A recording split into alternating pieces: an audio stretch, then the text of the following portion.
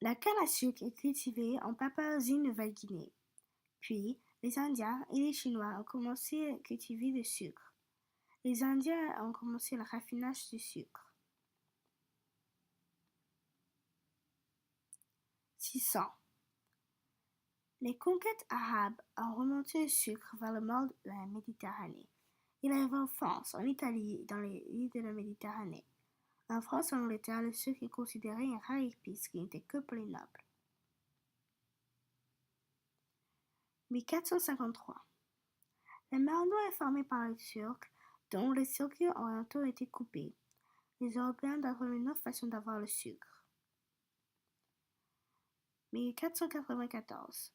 Christophe Colomb a ramené les cannes à sucre des Antilles. L'Europe a amené des millions d'esclaves d'Afrique juste pour cultiver le sucre. Les Européens ont fait le sucre moins cher.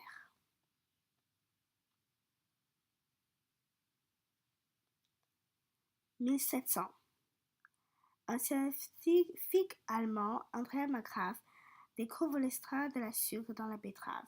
Plus tard, les usines de transformation de sucre commencent en Allemagne et en Russie.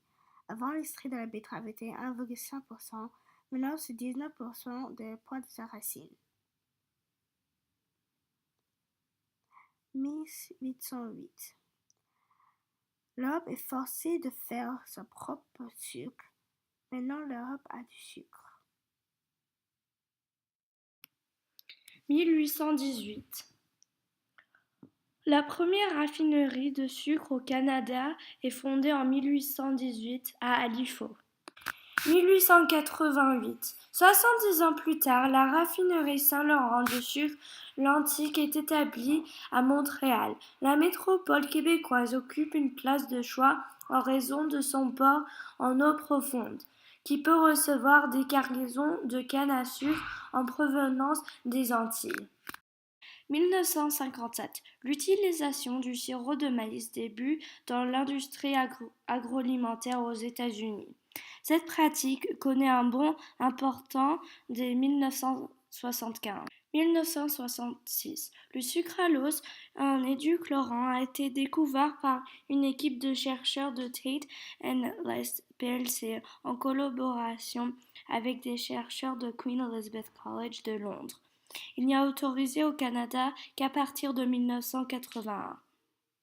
En 2003, le sucralose représente plus de 50% du marché de édulcorants du tableau aux États-Unis. 2016, la demande et la production explosent. La production de sucre est passée de 11 millions de tonnes en 1900 à 180 millions en 2014. La demande, elle, a passé de 1,8 kg par personne par année de 1700 à 60 kg en 2012.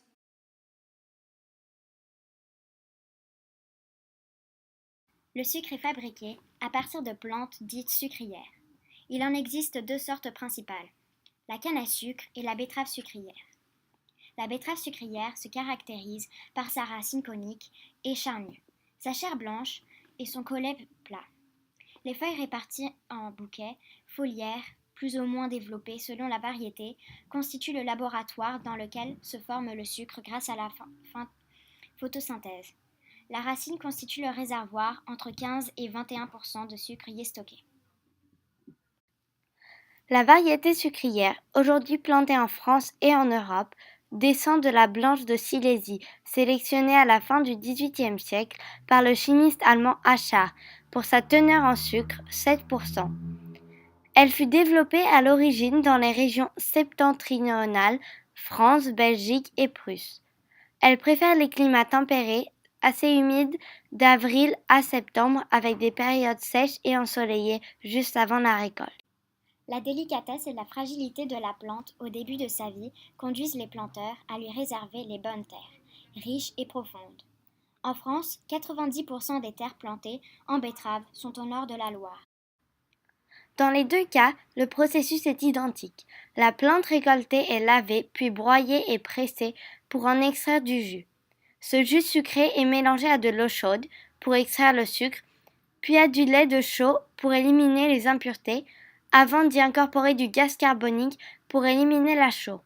Le liquide est ensuite filtré puis on se débarrasse de son calcium. Ce jus, pur, est chauffé dans une cuve sous vide à 90 degrés Celsius. L'eau s'évapore et le sucre commence à se solidifier. Il cristallise. C'est ainsi qu'on obtient du sucre roux. Pour fabriquer du sucre blanc, il faut traiter à nouveau le sucre roux. Fonte, décoloration, filtrage, cristallisation et séchage. Le sucre de betterave est naturellement blanc et contient 99,9% de saccharose. À l'inverse, les cristaux de sucre issus de la canne sont naturellement colorés. Leur couleur rousse est due à la présence de matière organique et de pigments. Le Brésil est le plus grand producteur de sucre au monde, la récolte de 2016 atteignant plus de 35 millions de tonnes métriques. Le deuxième plus grand producteur de sucre au monde est l'Inde, la récolte en 2016 atteignant un sommet de 30 millions de tonnes métriques. La production mondiale atteint environ 180 tonnes métriques de sucre. Le plus grand consommateur de sucre dans le monde est les États-Unis, environ 126 grammes de sucre par personne par jour. L'Allemagne est deuxième, l'Allemand moyen consommant environ 103 grammes de sucre par jour.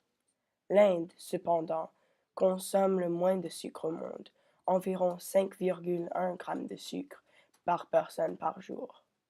La consommation totale de sucre dans le monde est d'environ 175 millions de tonnes métriques.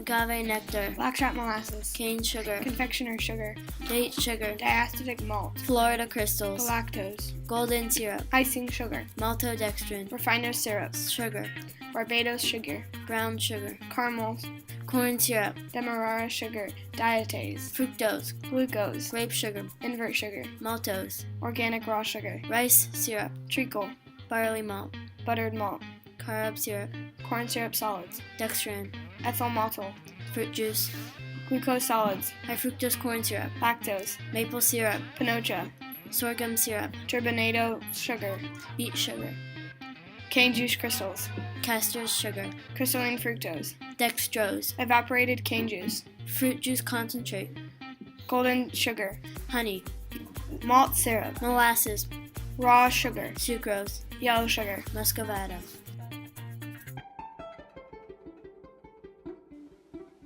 Le sucre est composé du glucose, fructose et galactose.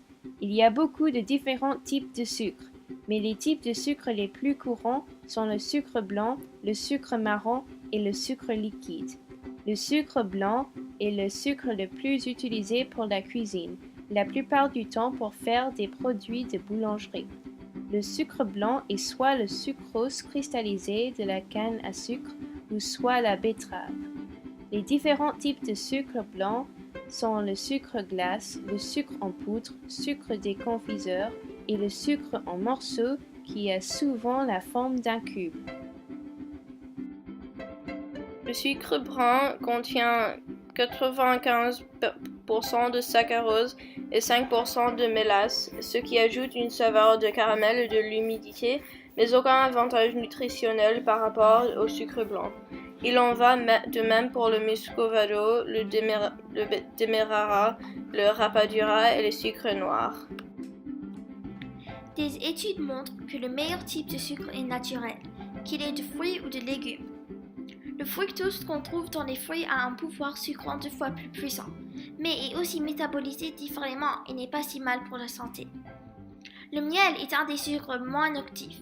Le miel est un mélange de fructose, glucose, maltose, saccharose, d'eau, d'acide organique et de minéraux. Le miel est connu pour ses vertus médicinales. Manger trop de sucre a des effets négatifs sur le corps. En voici quelques-uns.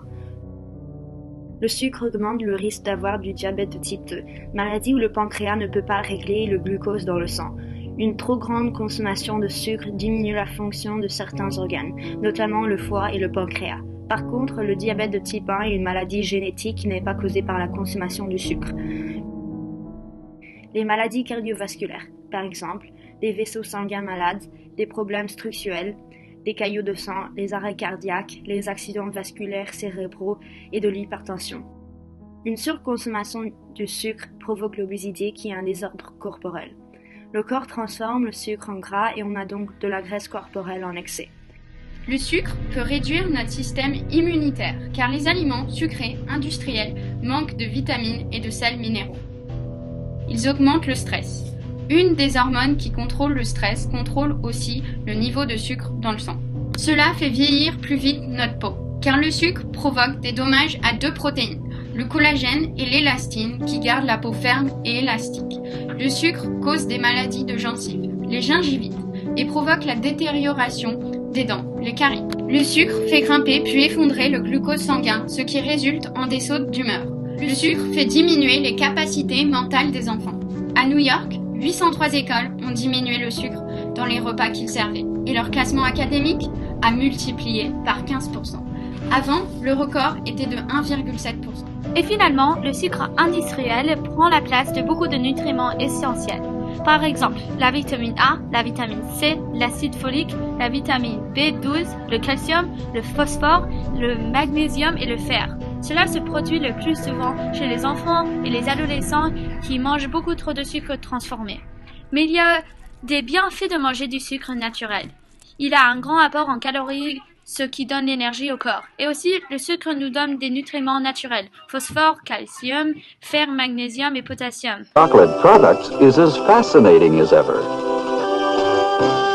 Chocolate is a happy flavor. It's America's favorite, and it blends La happily. recherche a montré que le cerveau commence à réagir aux aliments gras et sucrés avant même qu'ils n'arrivent dans votre bouche. Dès qu'un tel aliment touche la langue, ça envoie des signaux vers différentes régions du cerveau, qui à son tour réagit en déversant de la dopamine. La dopamine, DA, est un neurotransmetteur. Une petite consommation de sucre n'est pas une chose inquiétante, mais beaucoup de personnes consomment 5 fois plus de sucre qu'ils devraient car ça donne du plaisir. Le sucre porte des autres noms scientifiques comme le glucose, le fructose, le sucrose, etc. Ceci se trouve dans 74% de nourriture qu'on trouve déjà préparée au supermarché.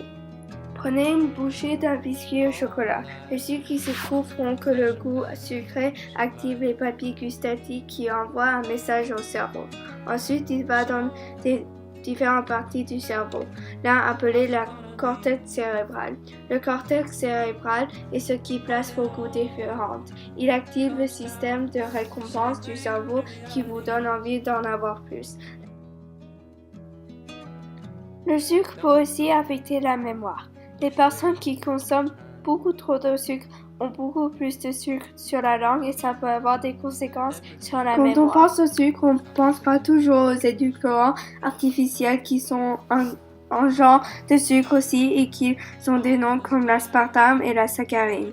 La plupart des gens pensent que les édulcorants sont de sucre diététique et qu'il y a moins de calories dedans.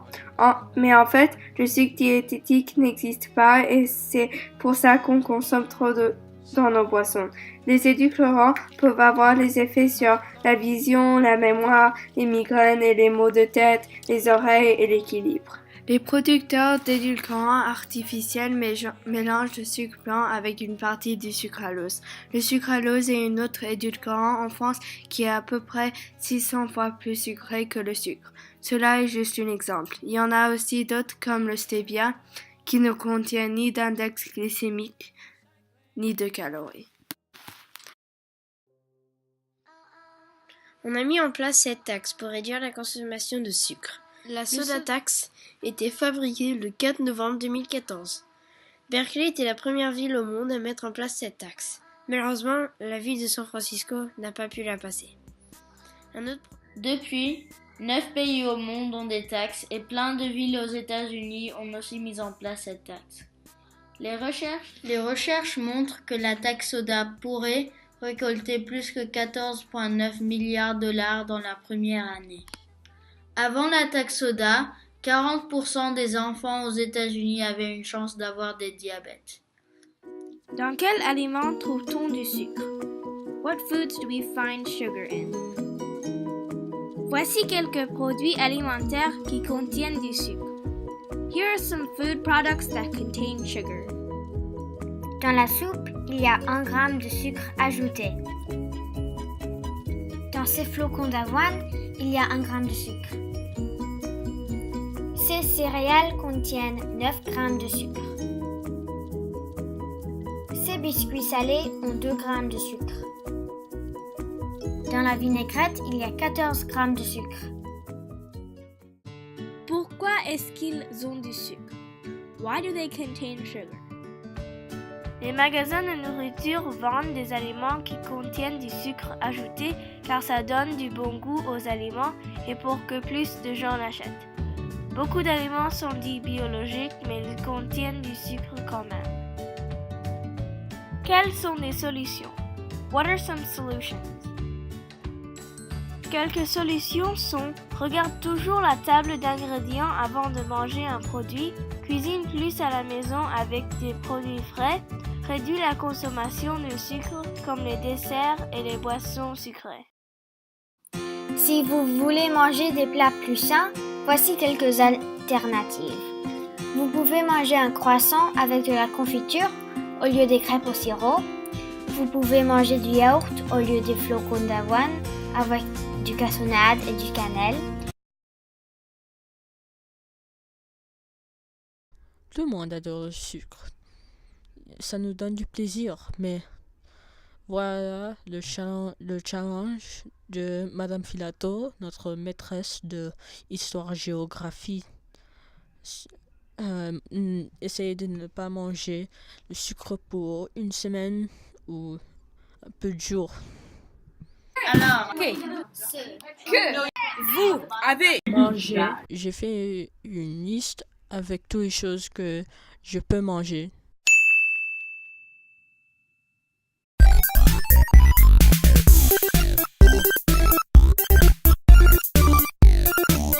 J'ai fait une liste avec toutes les choses que je peux manger.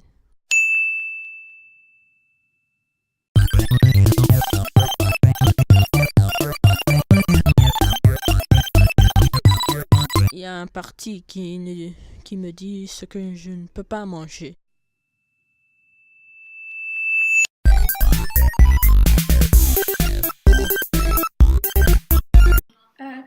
Où vous avez acheté toutes vos nourritures? J'ai acheté toute ma nourriture à Berkeley Bowl. Combien de jours avez-vous fait? Je suis allé 2 jours sans le sucre. Est-ce que c'était facile? Ouais, c'était facile. C'était un peu trop facile. Pourquoi vous avez fait ça? J'ai fait ça parce que c'était un challenge qui était donné par Madame Filato. Et aussi, je voulais savoir comment c'est sans le sucre.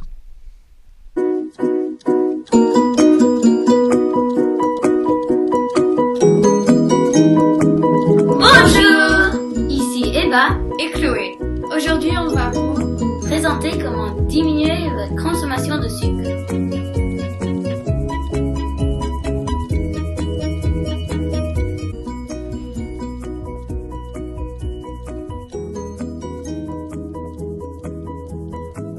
Des fois, quand on veut du sucre, c'est juste car on a faim. Si on mange un bon repas, c'est envie diminue. Mais ce repas doit avoir la nourriture qui est pas comme les gâteaux ou des fruits, même si les fruits sont meilleurs à manger à la place des gâteaux. Mais à la place, il faut manger des fibres et des protéines.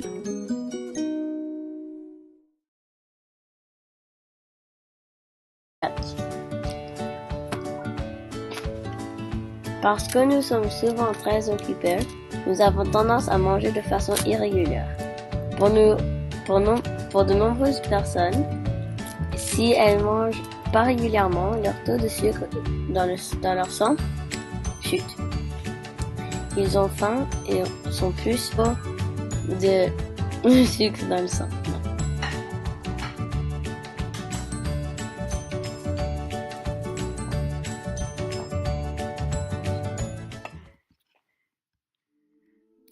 Comment réussir une semaine sans sucre? Voilà quelques astuces pour réduire votre consommation de sucre. Au lieu des pâtes qui pourraient contenir du sucre,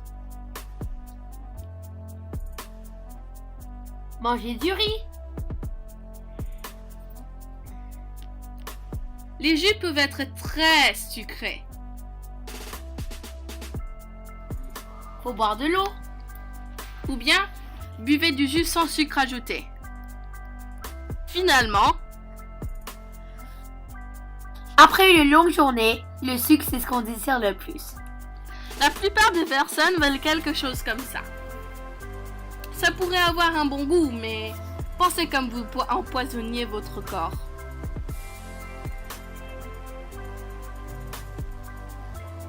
Mangez plutôt des fruits. Ou bien des légumes. Ils vont te donner le sucre que tu désires sans empoisonner ton corps.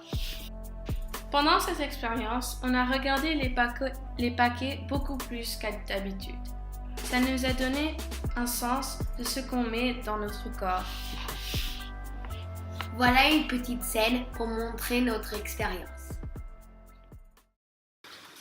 Qu'est-ce que je vais prendre pour le snack? Un soda et des bonbons. Non, non, non, non, non! Non! Il y a trop de sucre dans ça, tu empoisonnes ton corps. Prends plutôt une pomme ou bien ce jus sans sucre ajouté. C'est beaucoup mieux pour la santé. C'est vraiment délicieux. Il a l'air bon ce jus. Faisez une semaine sans sucre en utilisant nos astuces. Vous allez réaliser combien de malheur on fait à notre corps juste en mangeant du pain.